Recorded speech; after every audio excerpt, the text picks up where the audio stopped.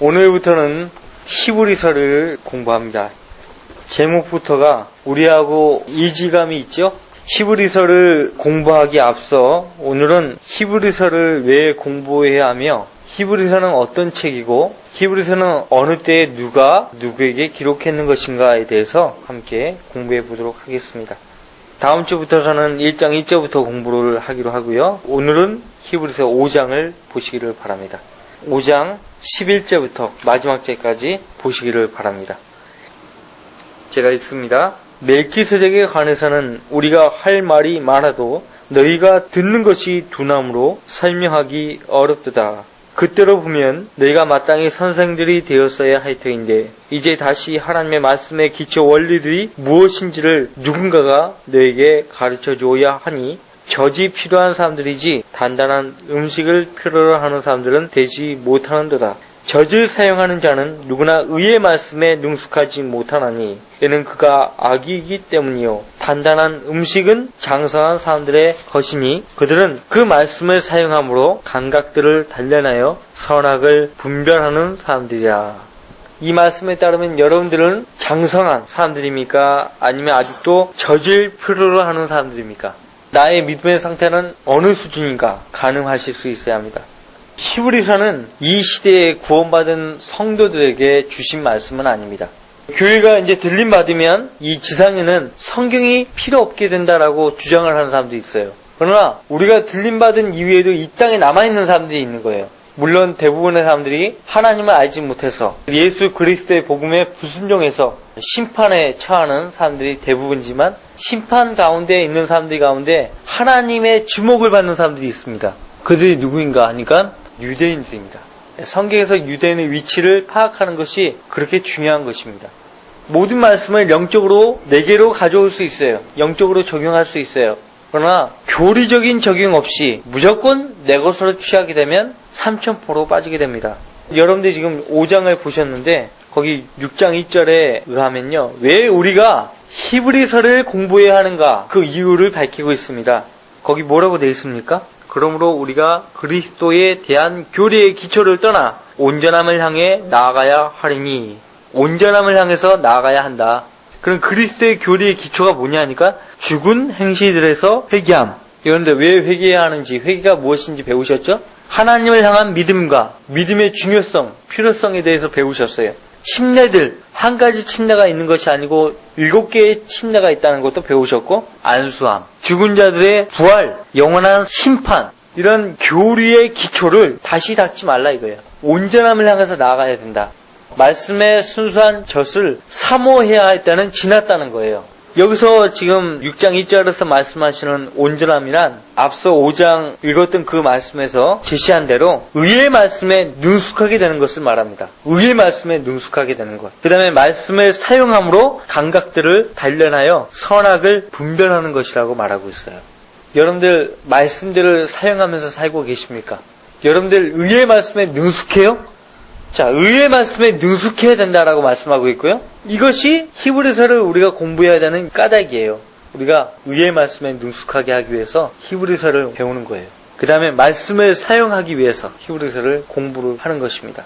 그래서 거듭난 사람이라면 갓난아기에 머물러 있지 말고 그리스도 안에서 장성한 사람으로 성장해서 하나님의 신실한 일꾼으로 쓰임을 받아야 한다는 거예요. 쓰임 받기 위해서 온전함을 향해서 나아가야 한다는 것이에요. 그렇지만 오늘날에 아직도 성장하지 못해서 갓난아기 상태에 머물러 있는 사람들이 너무 많은 거예요. 그 사람들을 젖이 필요한 사람들이라고 젖을 사용하는 사람들이라고 말을 합니다. 성경에서 우유에 해당되는 말씀들 나오잖아요. 자기가 읽을 때에 이해하기 쉬운 말씀들만 섭취하려고 하는 거예요. 편식하는 거예요. 맛있어 하는 음식만 먹고 다른 음식들은 섭취하지 않을 때 그 음식 만드는 엄마가 얼마나 기분 나쁩니까? 편식하면 안 되는 거예요. 우리가 성경 볼 때에 어려운 말씀들에 대하면 그냥 읽고 그냥 지나가 버리면 안 되는 거예요. 왜 이 말씀을 하셨지? 이 말씀은 무슨 뜻이지? 성령님께 도움을 구하면서 알게 해달라고 하나님께 매달리면 그 말씀을 알 수 있죠. 단번에 알지 못하더라도 그런 자세로 꾸준히 읽다 보면 어떤 말씀에 의해서 내가 전에 이해하지 못한 말씀을 알 수가 있는 거예요. 왜냐하면 성경은 서로 연결되어 있기 때문에 그래요. 여기서의 해답을 찾지 못하면 다른 말씀으로 해답을 얻을 수가 있어요. 꾸준하게 읽어가는 것이 필요합니다. 그게 성경 공부하는 사람의 자세입니다. 자, 여러분은 여전히 저질필요로 하고 있습니까? 여전히 점만 사용하고 있습니까? 그러면 저질필요로 하는 사람들, 저질 사용하는 사람들은 어떤 특징을 갖고 있는가 하니까 우리가 읽은 말씀대로 듣는 것에 둔해요. 귀가 발달되어 있지 않는 거예요. 또 단단한 음식을 접할 때 소화를 못합니다. 히브리서가 사도 바울이 기록했다는 증거 구절 중에 하나가 바로 오늘 우리가 읽은 말씀이에요. 바울은요, 하나님의 말씀을 음식으로 비유를 합니다. 하나님 말씀을 저주로 비유하죠. 물론 베드로도 베드로전서 2장 2절 말씀에서 하나님 말씀을 순수한 젖이라고 비유를 했지만요, 바울은 더 많이 그렇게 하나님 말씀을 저주로 비유했고 또 단단한 음식으로 비유를 했습니다. 로마서 14장에서는 채소로 비유를 했어요. 기초 교리에 해당되는 말씀들을 저주로 또는 채소로 그렇게 비유를 한 것을 볼 수가 있습니다. 연약한 사람은 채소만 먹는다고 말을 했죠. 로마서 14장 1절 2절 말씀에서.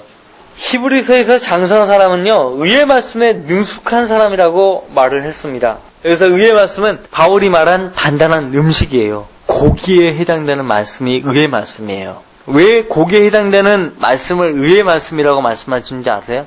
신약성경에서 특히 고기에 해당되는 말씀이 어떤 책들이 있습니까? 마태복음, 사도행전, 그 히브리서예요.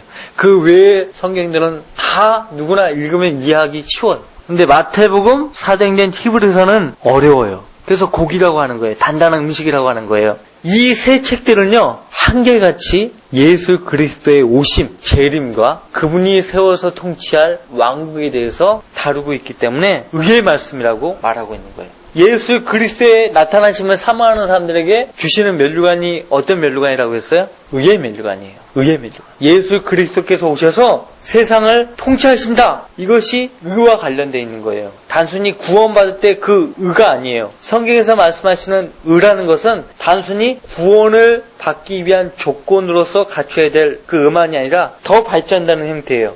왜냐하면 앞으로 예수님께서 오셔서 영원히 세상을 통치해야 되기 때문에, 의로우신 분께서 오셔서 영원히 세상을 통치하기 때문에 예수 그리스도 오심과 왕국을 다루고 있는 책들은 의의 말씀이라고 하는 것입니다. 여러분이 의의 말씀에 능숙합니까? 대부분이 능숙하지 않습니다. 물론 열심히 공부하시는 분들은 어느 정도 의의 말씀에 능숙하신 분들이 있을는지 모르겠습니다. 자, 베드로는 뭐라고 했는가? 여러분들 베드로후서 3장을 보세요.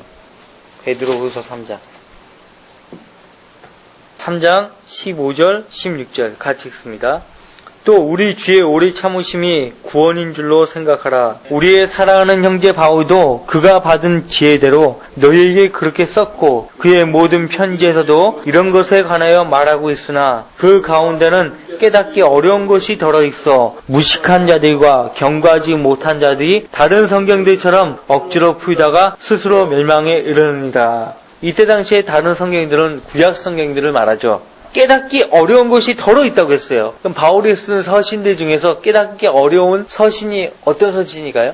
바울은 14개의 서신을 썼어요. 그 중에 한 가지가 히브리서고 나머지 13권의 서신이 로마서부터 빌레몬서에 이르는 서신들입니다.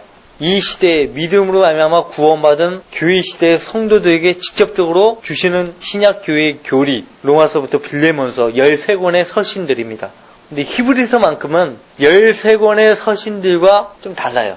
그래서 지금 바울이 쓴 서신들 가운데 다른 서신들은 다 이해할 수 있는데 깨닫기 어려운 것이 있는 서신이 어느 서신이냐는 거예요. 히브리서죠. 히브리서예요. 히브리서는 바울이 쓴 서신입니다.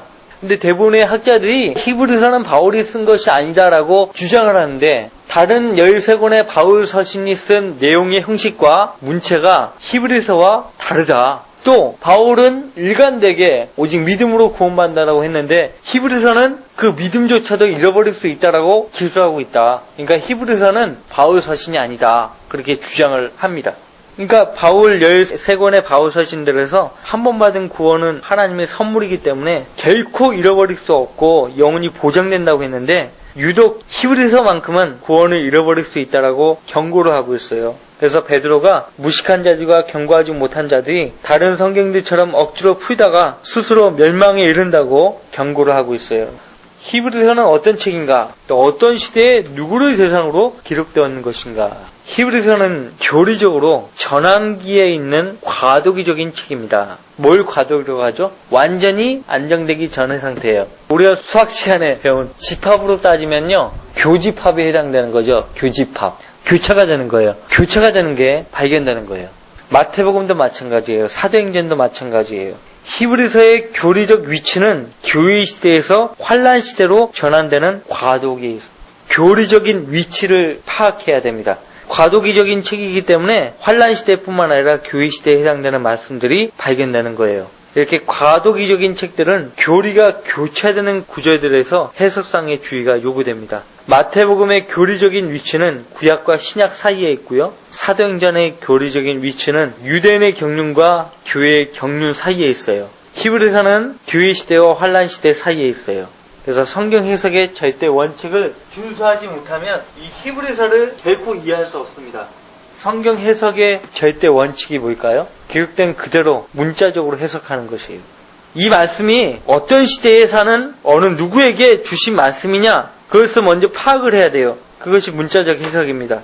과도기적인 책일수록 철저하게 문자적으로 해석을 해야 돼요. 마태복음은요, 유대인의 관점에서 봐야 합니다. 우리 신약 성도들의 관점에서 마태복음 보려고 하면은 혼란에 빠져요. 유대인의 관점에서 보셔야 돼요. 왜냐하면 마태복음은 한결같이 유대인의 왕이신 예수 그리스도를 보여주고 있기 때문이에요. 히브리서는 마지막 날들을 사는 환란 유대인 성도들에게 주신 말씀이에요. 마지막 날들. 우리는 지금 교회 시대의 마지막 때에 살고 있죠. 이제 주님 오시면 교회 시대는 끝나는 거예요. 마감되는 거예요. 이 히브리서는 교회 시대를 넘어서 대환란 시대에 사는 환란 맞는 유대인 성도들에게 주신 말씀이다. 그것을 기억하시기를 바랍니다. 왜 성경을 해석할 때 문자적으로 해야 하는지 아세요? 왜 성경을 해석할 때 문자적으로 해석해야 할까요? 성경의 글자 하나하나, 문자 하나하나에 하나님의 영감으로 주어졌기 때문에 그래요. 문자 하나하나가 영감으로 주어진 하나님의 말씀이기 때문에 성경을 해석할 때 문자적으로 해야 되는 거예요. 그렇기 때문에 성경을 이해하려고 할 때는 반드시 기록된 그대로 읽고 믿으며 성경을 성경으로 비교해서 해석을 해야 합니다. 문자적으로 해석을 했으면 그것을 적용을 할 줄 알아야 됩니다. 역사적인 적용, 교리적인 적용, 영적인 적용. 역사적인 적용, 성경의 사건이 역사의 어느 때에 어디에서 어떻게 그 일이 전개되었는지를 적용하는 거예요. 그 다음에 교리적인 적용, 성경의 모든 구절은 특정한 사람들에게 특정한 이유로 특정한 진리를 가르치기 위해서 기록된 것이기 때문에 교리적으로 적용을 하는 것이 무엇보다 중요합니다. 영적인 적용, 모든 성경이요, 첫 번째 교리죠. 교리와 책망과 바로잡음과 의로 훈육하기에 유익하다고 했기 때문에 성경의 모든 구절은 사람을 바르게 훈육하기 위한 영적 적용이 가능합니다. 자, 다른 시대에 다른 성도들에게 주신 말씀이지만 하나님께서는 이러이러한 것을 좋아하시고 이러이러한 것을 싫어하시는 분이시구나 하고 우리가 교훈을 받아야 되는 거예요. 그죠? 그 영적 적용이에요. 무조건 이 시대에 나에게 주신 말씀이 아니야 라고 도외시를 하는 것이 아니에요. 아시겠죠? 그럼 왜 히브리서를 하나님께서 기록하게 하시는 것인가? 히브리서는 대환란에 처한 유대인 성도들을 독려하기 위해서 쓰여진 책입니다. 지상에 있는 성도들은 하나님 입장에서 도와주어야 하고 인도해 줘야 하고 붙들어 주어야 할 대상이에요. 우리 교회 시대의 성도들 들림 받았으니까 끝난 것이다. 그렇게 생각하면 안 된다니까. 교회 시대에 끝나면 다 끝나는 거다. 지상에 성경도 없고 다 필요 없다 생각한다고요. 아니에요. 우리가 들림 받으면 이 땅에 남아서 환란을 통과해야 되는 사람들이 있는 거예요. 그들이 바로 환란 유대인 성도들이에요. 그들을 위해서라도 지상에 성경이 있어야 돼요. 그들에게 주어진 성경이 뭐냐? 기본적으로 히브리서, 야고보서, 베드로 전후서, 요한 1, 2, 3서, 유다서, 심지어는 계시록까지. 계시록은 대환란 이후부터 영원한 세대까지 기록된 말씀이기 때문에 필요한 거죠. 앞서 기록된 사복음서니 구약 성경들도 바로 그들이 읽고서 교훈을 받아야 되는 말씀들이죠. 성경은 이 교회 시대 성도들에게만 필요한 말씀이 아니에요. 히브리서에서 계시록까지 자주 등장하는 부류가 있어요. 바로 그들이 환란 성도들이에요. 계시록에서는 남은 자들, 이기는 자들이라고 그렇게 말을 하고 있는데 그들이 바로 환난 성도들입니다. 이들은 예수 그리스도의 피에 대한 믿음을 가지고 있으면서 모세의 율법에 대한 행위가 요구되는 사람들이에요. 왜 예수님에 대한 믿음만 가지고 있으면 되지 율법을 준수해야 되냐 이거예요. 교회 시대 때는 율법은 어떤 형태든지 율법을 통해서는 하나님 앞에 나아가서 의롭게 될 수 없어요. 율법을 통해서 의롭게 되는 것도 아니고 율법을 통해서 믿음을 준수할 수 있는 것도 아니기 때문에 그래요. 기록된 율법을 통해서 우리가 하나님이 어떠한 분이시고 무엇을 좋아하시고 무엇을 싫어하시는가는 우리가 분명히 간파할 수 있어요. 그러나 율법 자체로 말미암아 우리가 믿음의 삶을 사는 것은 아니에요. 그러나 율법을 준수해야 하는 때가 이제 또 다가옵니다. 그때가 대환란이에요. 그러니까 왜 환난 유대인 성도들에게 하나님께서 율법을 준수하라고 하셨는가? 한 번도 유대인은 역사적으로 율법을 제대로 준수한 적이 없어요. 장기간에 걸쳐서 율법을 준수한 적이 없어요. 여러분이 구약성경을 읽어보셔서 알잖아요. 오히려 율법을 팽개쳐버리고 하나님이 싫어하시는 우상을 숭배하고 하나님이 진노했어요. 평온할 때 율법을 지켰어야 될 그 유대인들이 역경의 날에 환난 때 율법을 지켜야 되는 거예요. 우리가 그런 것들을 통해서 또 교훈을 얻을 수 있는 거죠. 평상시 믿음의 삶을 잘 살아야 되는 이유가 바로 거기에 있어요. 평상시 여러분이 하나님과 온전한 관계에 있지 않았는데 고난에 닥치면 여러분들 믿음을 발휘할 수 있을까요? 발휘하지 못하죠.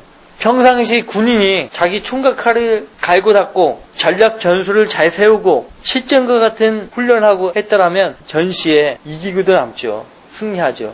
똑같은 거예요. 지금 이때가 가장 좋은 때예요. 구원받지 않은 사람에게는 구원받기도 쉽고 구원받은 성도들은 믿음의 삶을 용이하게 할 수 있는 때가 바로 이때예요. 교회 시대예요. 우리는 히브리서를 공부하면서 우리가 현재 믿음의 삶을 얼마나 용이하게 할 수 있는가 거기에 대해서 하나님께 감사를 해야 합니다. 구원도 쉽게 받을 수 있죠. 믿음의 삶도 쉽게 할 수 있는 때예요. 우리 안에 성령께서 내주해 계시잖아요. 구약 성도나 환난 성도들은요. 하나님의 신뢰를 저버리면 믿음에서 떠나면 성령께서 떠나시는 거예요. 근데 이 시대에 사는 그리스도인들에게는 성령께서 떠나가지 않으세요. 이 시대에 사는 성도가 주님과의 교제를 소홀히 했다. 범죄하고 살았다. 세상을 사랑했다 하더라도 언제든지 뉘우치고 돌아오면 하나님과 교제가 가능한 거예요. 근데 환난 때나 구약 때는요. 정말 힘들다고요. 그래서 여러분들 히브리서 6장을 보겠습니다. 4절부터 8절까지 같이 읽을게요. 한번 깨우침을 받고 하늘의 선물을 맛보며 성령의 동참자가 되고 하늘의 선한 말씀과 오는 세상의 능력을 맛본 자들이 만약 떨어져 나간다면 다시 새롭게 하여 회개시킬 수 없나니 이는 그들이 스스로 하나님의 아들을 다시 십자가에 못 박아 공개적으로 조롱함이라. 이는 땅이 그 위에 자주 내리는 비를 흡수하여 깎아는 자들에게 적합한 농작물을 내면 하나님께 복을 받으나 만일 가시와 엉겅퀴를 내면 버림을 당하고 저주함에 가까워서 그 마지막은 불사람이 되기 때문이라. 이 시대에 우리에게 주어진 말씀이 아니에요. 교리적으로. 그쵸? 자, 우리도 깨우침을 받았어요. 그쵸? 우리도 하늘의 선물을 맛보았습니다. 성령의 동참자가 되었어요. 하나님의 선한 말씀과 오는 세상의 능력을 계속 맛보고 삽니다. 근데 이 시대에 환난 성도들은 그렇게 하다가 믿음의 대열에서 떨어져 나가게 되면 다시 새롭게 하여서 회개시킬 수 없다라고 했어요. 그래서 끝까지 견뎌야 구원을 받는 때예요. 이때는. 지금은 끝까지 견디는 그런 거 없어요. 지금 구원 받으려면 회개하고 예수님을 구주로 믿으면 단번에 구원 받는 거예요. 이때는 단번에 받은 구원도 놓칠 수 있다는 거죠. 어거스틴과 펠라기우스하고 싸웠죠. 또 야곱 알미니우스하고 칼빈하고 싸웠죠. 야곱 알미니우스가 바로 이 히브리서 말씀을 잘못 이해해서 예수님의 믿음으로 받은 그 구원도 잃어버릴 수 있다라고 주장을 했던 거예요. 그러나 그렇지 않죠? 그렇지 않다는 것을 여러분이 알고 계십니다. 그래서 히브리서의 어떤 구절들이 우리 교회 시대의 성도들이 수용하기에 매우 어려운 이유가 되는 것입니다. 히브리서는 예수 그리스도의 대제사장직을 강조하는 한편 과거 출애굽 당시에 여호수아를 대장으로 삼아서 안식의 땅으로 들어갔듯이 미래에 재림하시는 예수 그리스도를 대장으로 삼아서 안식의 땅 천년왕국으로 들어가는 히브리인들의 모습을 강하게 묘사하고 있어요. 대환란 때 성도들은 예수님의 재림을 소망할 뿐만 아니라 그분이 오시면은 천년왕국으로 들어가기 때문에 믿음을 놓치지 않고 끝까지 견디려고 애를 쓰는 모습을 우리가 보게 됩니다. 바로 그들을 독려하기 위해서 이 히브리서가 직접적으로 기록이 되었습니다. 모세의 인도를 받아가지고 출애굽한 과거의 이스라엘 백성들 모두가 안식의 땅으로 들어간 것이 아니라 많은 사람들이 견디지 못함으로 인해서 광야에서 떨어져 나갔듯이 미래의 안식의 땅으로 들어가는 유대인들도 많은 사람들이 떨어져 나갈 것임을 우리에게 또 보여주고 있습니다. 결국 끝까지 견디지 못하게 되면 구원받지 못한다는 말은 바로 이들을 두고 하는 말이에요. 히브리서는 믿는 유대인들을 위해서 기록된 것이 아닙니다. 믿지 않는 유대인들 대상으로 기록된 거예요. 믿음이 가져야 된다. 끝까지 견뎌야 된다. 인내해야 된다. 그렇게 강조하기 위해서 히브리서를 쓴 것입니다. 이들도 우리가 방금 6장에서 보았듯이 예수 그리스도를 믿는 사람들이에요. 성령의 동참자가 되었다고 말하고 있어요. 그러나 여전히 믿지 않는 유대인들이에요. 그들의 믿음은 아직 불완전해가지고 언제든지 믿음에서 떨어지면 구원을 잃어버릴 수 있는 상태에 있어요. 그래서 히브리서 기자는 이들에게 과거 출애굽 때에 많은 사람들이 떨어져 나간 것처럼 떨어져 나가지 말라라고 경고하고 있는 거예요. 이들에게는 믿음과 더불어 행위가 필요하기 때문에 히브리서 11장에서는 믿음에 관해서 자세하게 기록을 하고 있죠. 또 12장에 가서는 인내라는 행위를 강조하고 있어요. 이들이 믿음과 행위를 온전히 행사하기 위해서는 예수 그리스도의 중보 사역이 필수적임을 강조하고 또 있습니다. 주님께서 도와주지 않으면 그들은 끝까지 견딜 수가 없다는 것이에요. 자, 히브리서는 언제 기록되었는 것인가? 누가 썼는 것인가? 예루살렘 성전은 AD 70년경에 로마의 타이터스 장군에 의해서 파괴가 되거든요. 돌 위에 돌 하나도 남지 않고 다 무너졌어요. 그것이 이제 대환란 때 한번 재현될 거예요. 환란 성전이 적그리스도에 의해서 만들어지고 다 이제 무너지는 그런 때가 옵니다. 분명히 AD 70년 이전에 기록되었다는 거, 그것을 아시기를 바라고요. 그것도 10장 11절 말씀 보시면은 제사장마다 매일 서서 섬기며 똑같은 제사를 자주 드리지만 이것으로서는 결코 죄들을 제거할 수 없으나 이분은 한 번에 속죄제를 영원히 드린 후 하나님의 오른편에 앉으셔서, 만약에 당시 로마의 타이터스 장군에 의해서 예루살렘 성전이 파괴되었는데 파괴된 뒤에 이 말을 했다 할 것 같으면 자존심 상하는 거예요. 그렇지 않겠어요? 아직 파괴되기 전의 상황이기 때문에 이 말을 할 수 있는 거예요. 히브리서를 누가 썼는가에 관한 논쟁은요, 옛날부터 있었던 것이 아니고 후대에 와가지고 신학자들에 의해서, 하나님 말씀에 의심을 갖는 신학자들에 의해서 대두되었습니다. 원래 전통적으로는 바울이 썼다, 전통적으로 그렇게 믿어왔어요. 전통적으로 바울의 사역 초기에 지금 히브리서가 기록이 되었다, 그렇게 믿어왔거든요. 바울이 구원받자마자 1장부터 12장을 구원받자마자 썼습니다. 그 다음에 13장은 바울이 죽기 직전에 AD 69년경에 기록을 한 것으로 보입니다. 1장부터 12장까지는 다른 바울 서신과 문체적으로도 틀리고 내용적으로도 판이하게 틀린 이유가, 갈라디아서 1장 16절로 17절 말씀 보세요. 바울이 구원받자마자 그가 어떻게 했는가 보세요. 갈라디아서 1장 16절 17절, 나로 하여금 이방 가운데 그를 전파하도록 내 안에서 그의 아들을 계시하시기를 기뻐하셨을 때에 내가 즉시 혈과 육에 의논하지 아니하고, 구원받자마자 가족들에게 안 갔다는 거죠. 또 나보다 먼저 사도가 된 그들을 만나려고 예루살렘으로 올라가지도 아니하고 다만 아라비아로 갔다가, 여기 아라비아가 어떤 지역이에요? 시내산이 있는 곳이에요. 아라비아로 갔다가 다시 다마스코스로 돌아가노라. 아라비아로 언제 정도 있었는가? 40일 정도로 아라비아에 있었던 거예요. 40일 정도 아라비아에서.